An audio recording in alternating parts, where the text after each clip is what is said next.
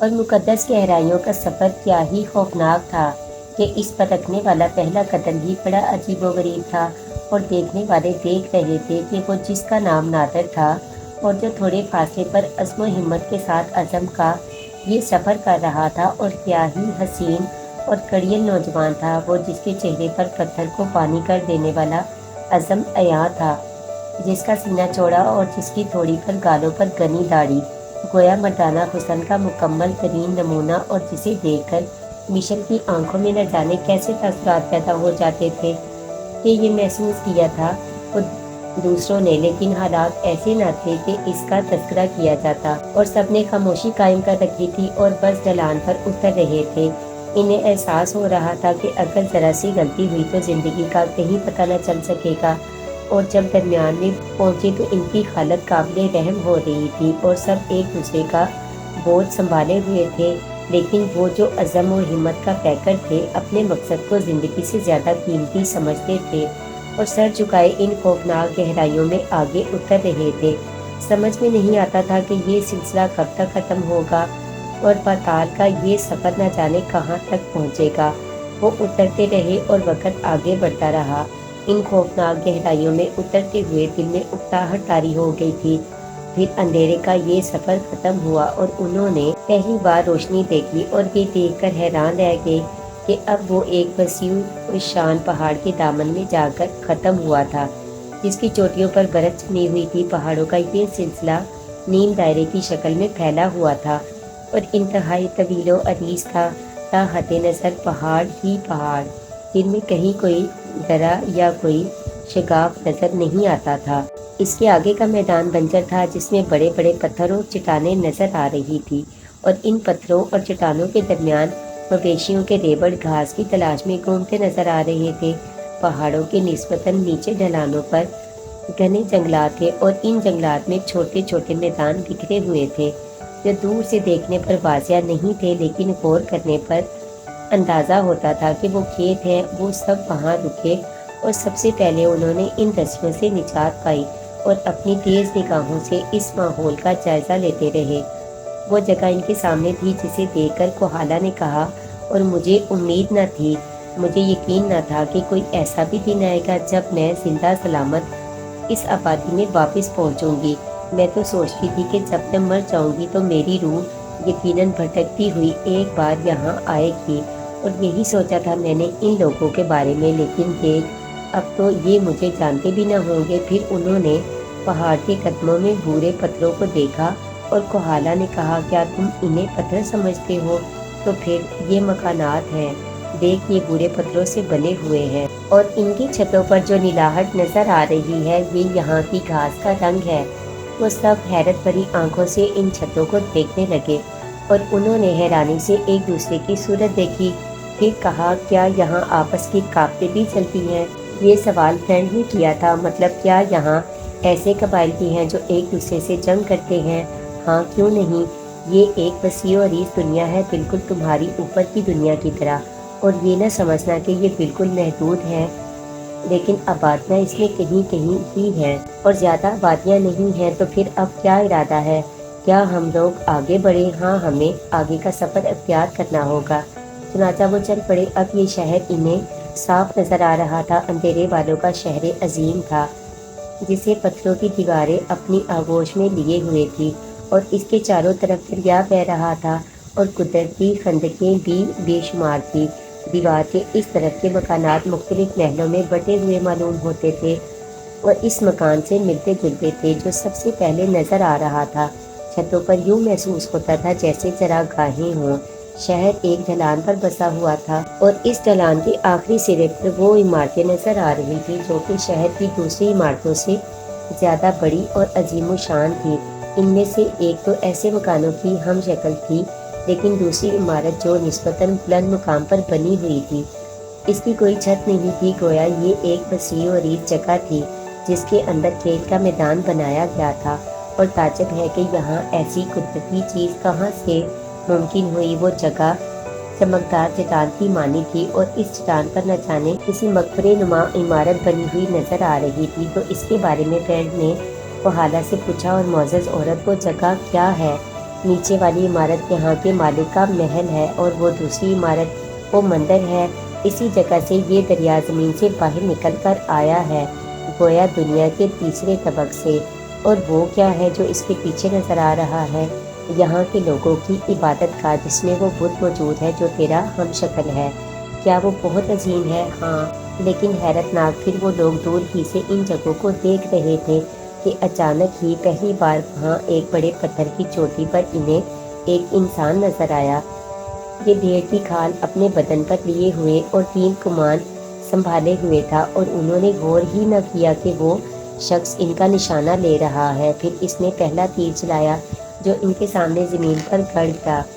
انہوں نے تیر اٹھا کر دیکھا، ایک مخصوص رنگ کا تھا۔ اس کے ساتھ ہی اس شخص کی عجیب سی چیخیں سنائی دی، اور اس کے بعد وہ کود کر اچھلتا ہوا نگاہوں سے اوجھل ہو گیا۔ اور ایسا مختلف پتھروں پر ہوا تھا۔ انہوں نے دیکھا کہ چٹانوں پر سے لوگ کود کود کر بھاگ رہے ہیں، غالباً وہ اپنے ساتھیوں کو اطلاع دینے گئے تھے۔ اور تھوڑی ہی دیر کے بعد بے شمار افراد جو تیروں اور بھالوں سے مسلح تھے ایک دائرے کی شکل میں آگے بڑھتے ہوئے نظر آئے، گویا وہاں کے انسانوں نے ان سے اپنی نفرت کا اظہار کیا تھا اور یقینی طور پر انہیں نقصان پہنچانے کے لیے آ رہے تھے۔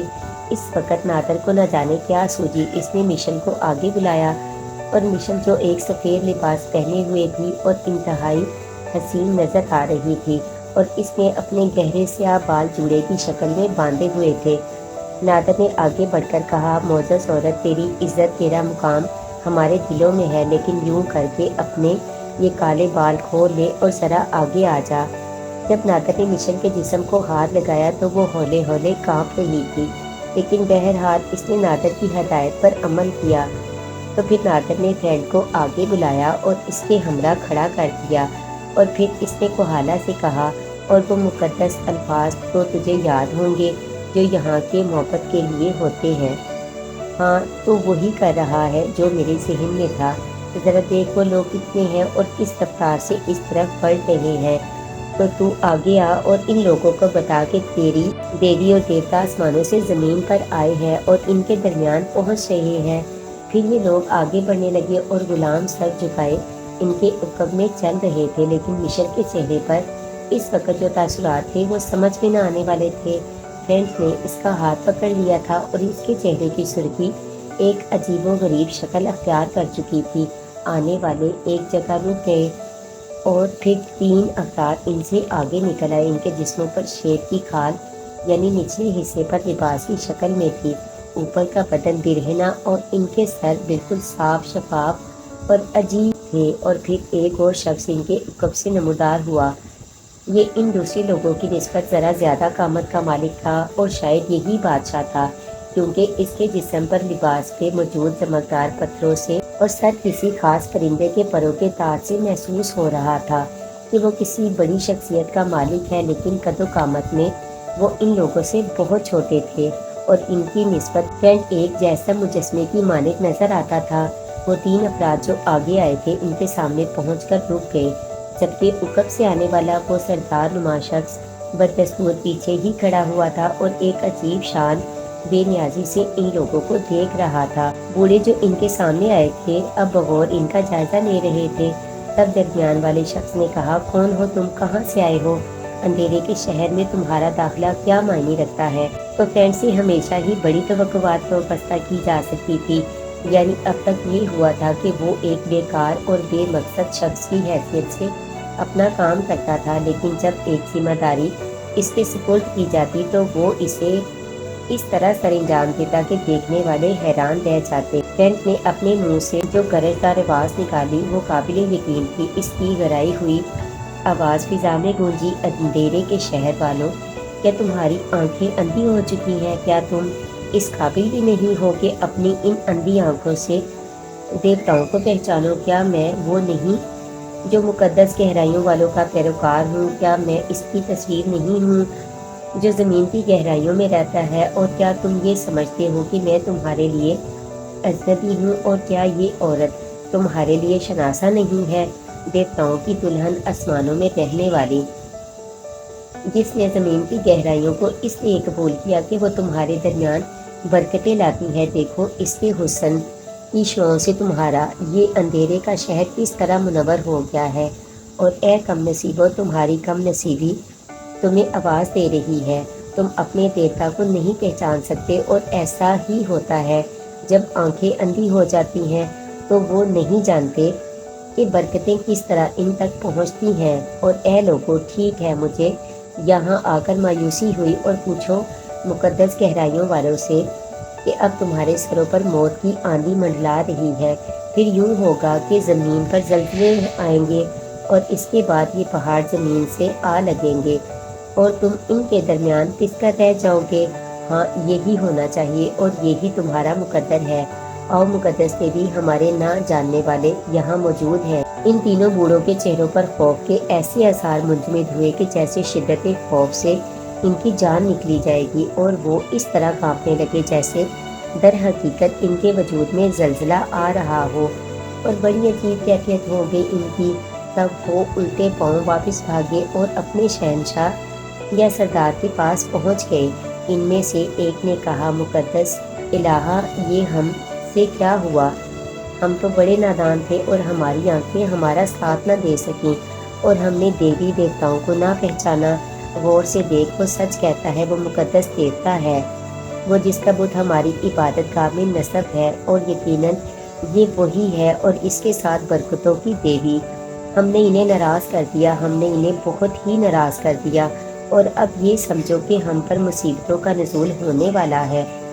تب اس شیر جیسی شخصیت رکھنے والے کے وجود میں بھی تھر تھری پیدا ہوئی، اور اس نے کہا، اے بوڑھو، اے بے وقوفو، اندھے تم ہو، میں نہیں، اور جو ذمہ داری تمہارے سپرد کی گئی تھی، کیا تم نے اسے پورا کیا؟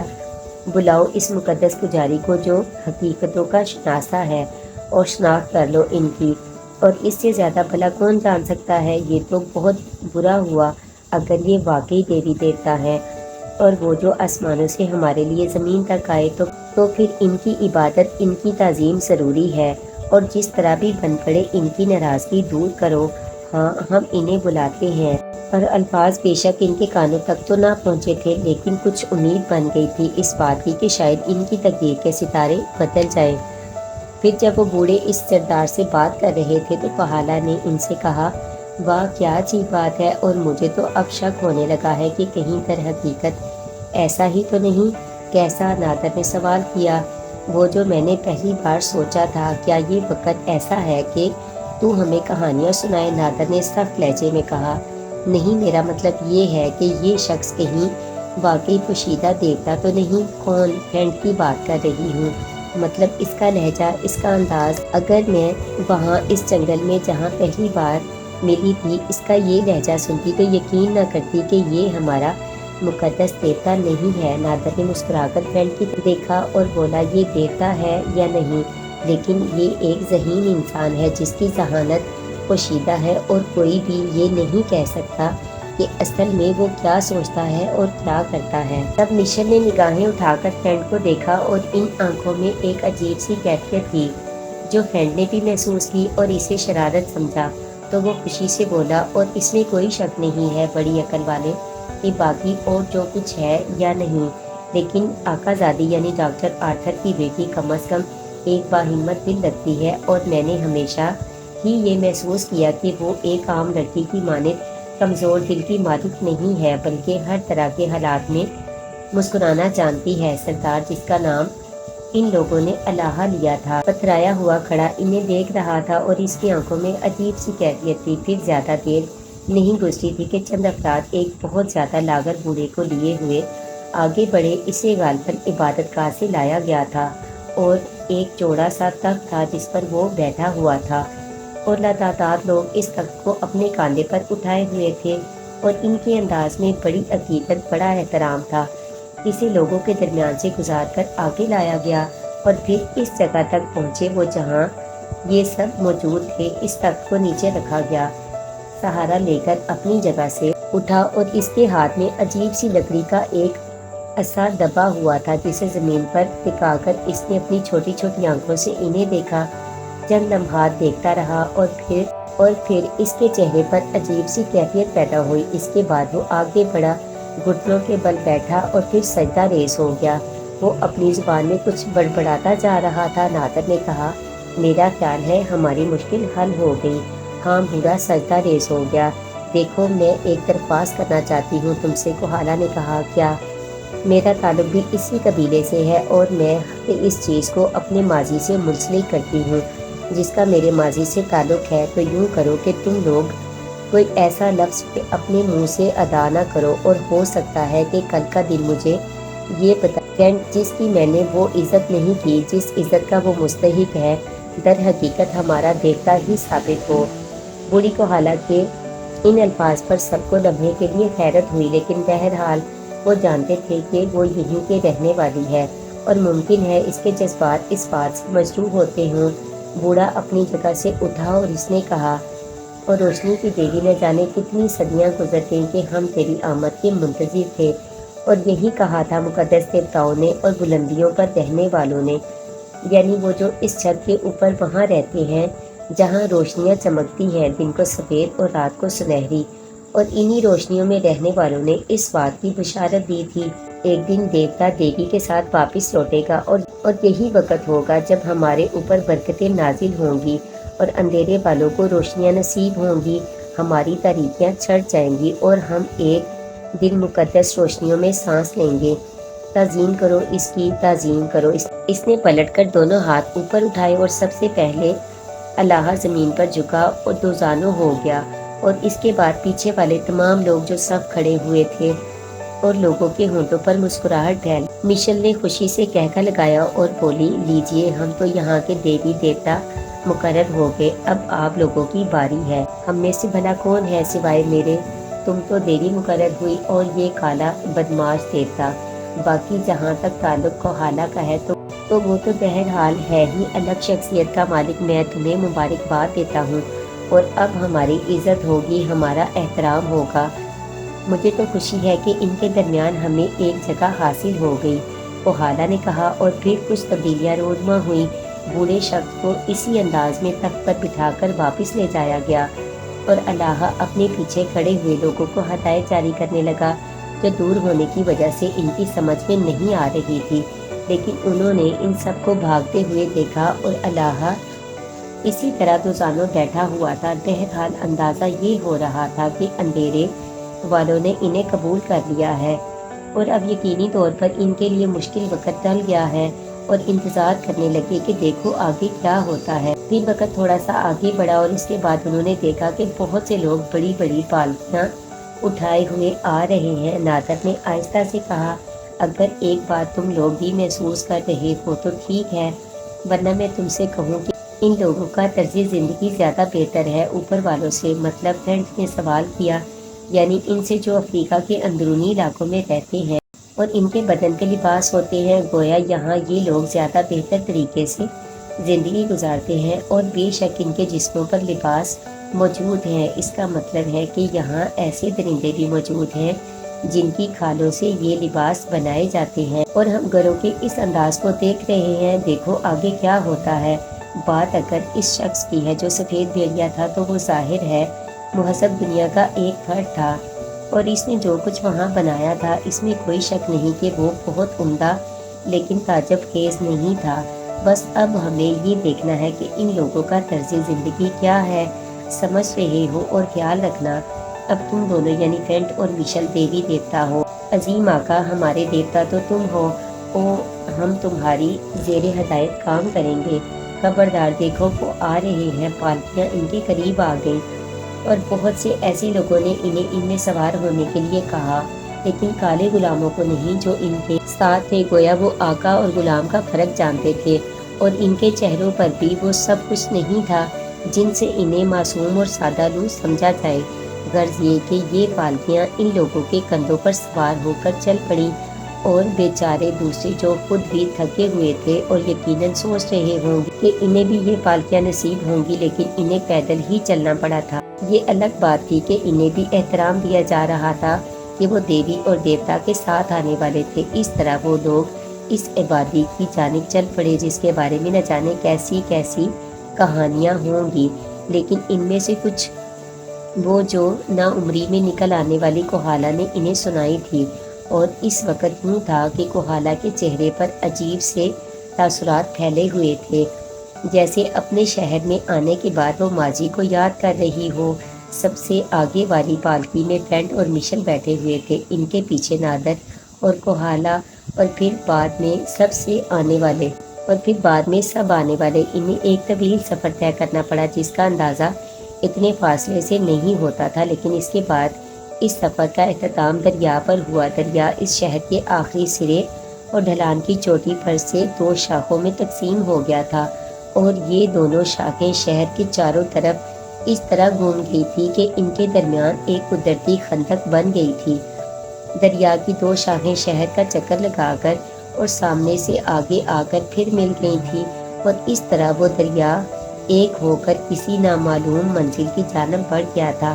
اس جگہ جہاں دریا کی دونوں شاخیں ملی تھی، بڑی بڑی کشتیاں تیار تھیں کہ ان کے ذریعے سفر کر کے شہر تک پہنچا جا سکے، لیکن یہ سمجھ میں نہیں آیا تھا کہ یہ عمارتیں نہیں جو ابتدا میں تھی اور جن کے بارے میں کوہالا نے بتایا تھا کہ یہ بادشاہ کا محل اور عبادت گاہ ہے، تو پھر ان لوگوں کو کہاں لے جایا جا رہا تھا۔ پھر دریا کے دوسرے کنارے پر ان کا استقبال کرنے والے موجود ملے، اور یہ عجیب و غریب شکلوں کے پادری نما لوگ تھے جنہوں نے اپنے جسموں پر بڑے بڑے لمبے چوغے پہنے ہوئے تھے اور ان کے چہرے کپڑے سے ڈھکے ہوئے تھے۔ وہ ایک قطار میں خاموش کھڑے ہوئے تھے، اور اس کے بعد انہوں نے دیکھا کہ اندھیرے والے دوڑتے چلے آ رہے ہیں۔ ان میں عورتیں، مرد، بچے سبھی تھے، اور شاید انہیں یہ بات بتا دی گئی تھی کہ دیوی اور دیوتا کا نزول ہوا ہے۔ وہ اپنی آواز میں کچھ گا رہے تھے جو ان لوگوں کی سمجھ میں نہیں آیا، یہاں تک کہ دوسری جانب سے پھر ڈولیاں لائی گئیں اور ان پر کھالوں کے پردے ڈال دیے گئے، اور ایک بار پھر ویسے ہی لوگ ان ڈولیوں کو لے کر چل پڑے۔ وہ ابھی تک صحیح معنوں میں ان لوگوں کو اس شہر کی کیفیت کا جائزہ لینے کا موقع نہیں مل سکا تھا۔